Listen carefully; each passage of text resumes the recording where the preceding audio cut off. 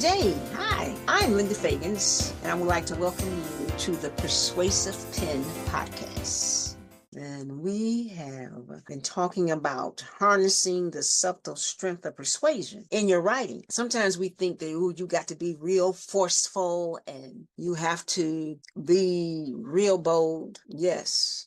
You must have courage. Yes. You must be intentional, but there's a gentle, subtle art to persuasion as well. And one of the reasons and one of the things I've stressed to you constantly is you've got to learn when to apply the various techniques at the right time. And as wise women leaders, it's just like you know how to make certain arguments that you might say to your husband one time that you won't make it this time, and what to say and to not to say.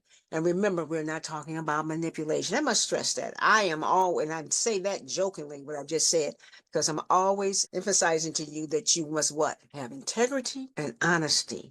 And it's about wanting what's best for your audience, what's best for your client, what's best for the corporation, what's best for the nonprofit, what's best for that stakeholder in the community. There's a number of ways that the subtle strength of persuasion can come through in your writing. And one of those ways is empathy. They have just began to understand that empathy is just not something that women who are supposed to be the weaker sex and so forth, and they'll fall for anything. No, they've learned that when used correctly, when you're aware of your secret sauce, how empathy really is a good tool in the corporate world, and you must know how to use it. So we're going to explore some persuasive soft techniques of persuasion. So as the first one we're going to talk about, as I mentioned, empathy. What is empathy in writing? It's about putting yourself in your reader's shoes, understanding their emotions, challenges, and motivations. So when you're writing to a group of women leaders, you relate to them, knowing what their needs,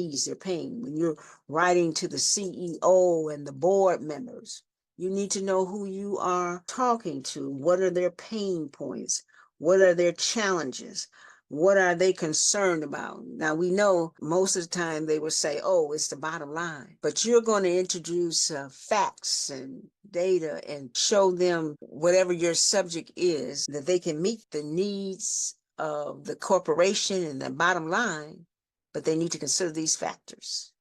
And if they don't, somehow, that the bottom line will not grow as they wish it to do so. So, for instance, you're writing to persuade some local businesses to support a community recycling program. You don't want to bombard them with statistics and environmental jargon. You might start by acknowledging the challenges they face in daily operations. So, when you're talking to that CEO saying that we need to start a particular mentor training program, and you don't want to necessarily bombard them with all the statistics, but you want to realize that we know that we're in a climate that is trying to tear down diversity and inclusion. And your position has got to be that despite some of these trends and so forth, that diversity and inclusion is still important to the bottom line, and that without it, the company is missing a wealth of talent and development. You could begin to talk about how you understand from one point of view that they may have had some challenges and they want to strive to balance efficiency with cost effectiveness and not seeming like they're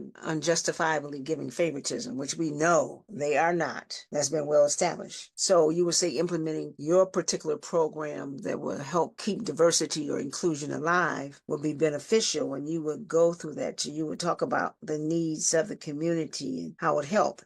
Now, if you were talking about the recycling program that I just said to you, well, business owners, you would strive to balance efficiency with cost effectiveness. So implementing a recycling program might seem just like another task on your long to-do list, you would tell the business owners. So that's why you're letting them know, I recognize what you're thinking. I recognize what you're feeling.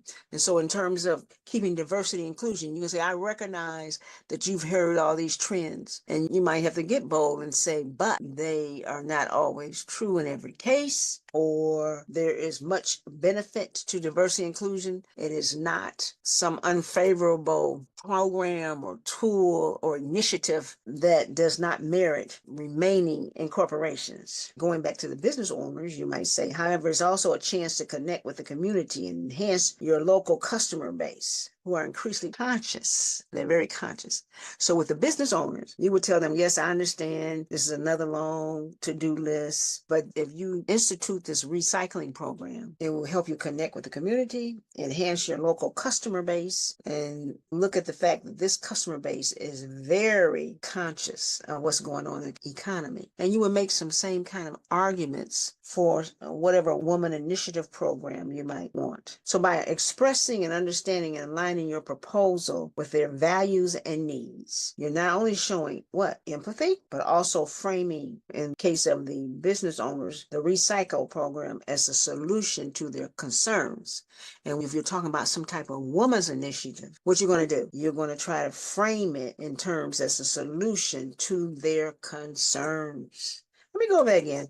I'm going to use the business owners. I said you would tell them that you need this recycling program, and you're going to let them know what? That you know that we understand that they are constantly trying to strive to balance efficiency with cost effectiveness. But you're going to tell them that, and we know that you probably think that this recycling program is just another to-do list, another headache. However, you're going to show them the benefit of that program by what? Is a chance to connect with the community and enhance their local customer base, who are conscious of what's going on in the community. So you're helping them with the use of empathy. Now, another technique is using inclusive language. Sometimes it's not what you say, it's how you say it. You've heard your mother say that. You probably told your children that. This means choosing words that foster a sense of community and shared purpose. It's about saying we're in this together. I'm not trying to pull the rug over your eyes. It's we and us. That inclusive talk, we and us instead of you and I.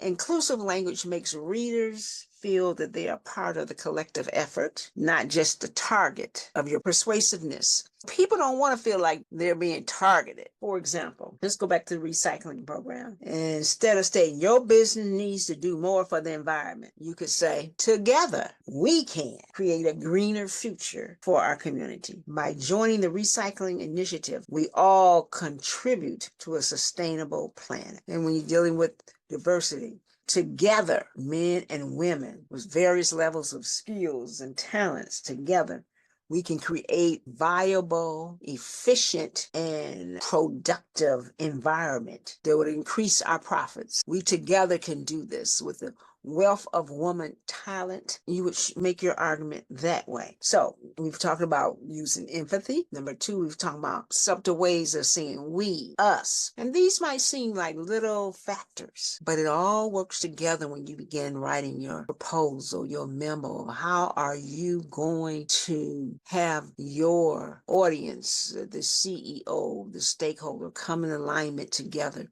so that both of you win? Your proposal is adopted. You get the promotion. You get to be the team leader. You get to initiate a very productive program that's going to affect and help everyone. Now, lastly, the strategic one is the use of questions. Asking questions can be a subtle way of persuading your audience. It's an effective, persuasive tool. Questions engage the reader. It engages their mind and prompts them to think actively about the issue. They can lead readers to your conclusion on their own, which is a powerful form of persuasion. Just think of somebody asking you a question. Have you ever considered implementing a recycling program? All kinds of relevant questions. That shows the human side of each of us.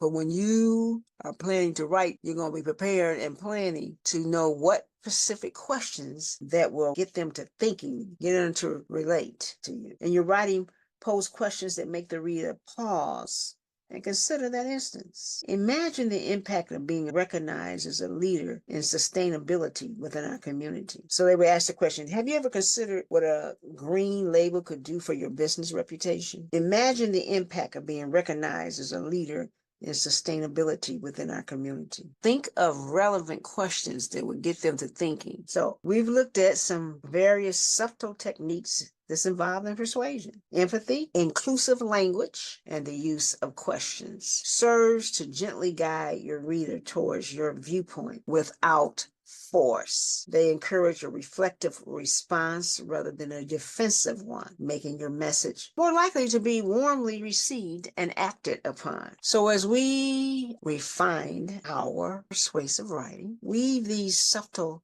strategies throughout your work. They're just not technique. They are invitations to dialogue, understanding, and what we want is what? Action. I want you to embrace the gentle strength of subtle persuasion and transform your words into bridges that what? Connect, convince, compel, and inspire. So, I'm Linda Fagans, your persuasive strategist, and thank you for listening to the Persuasive Pen podcast. Have a great day.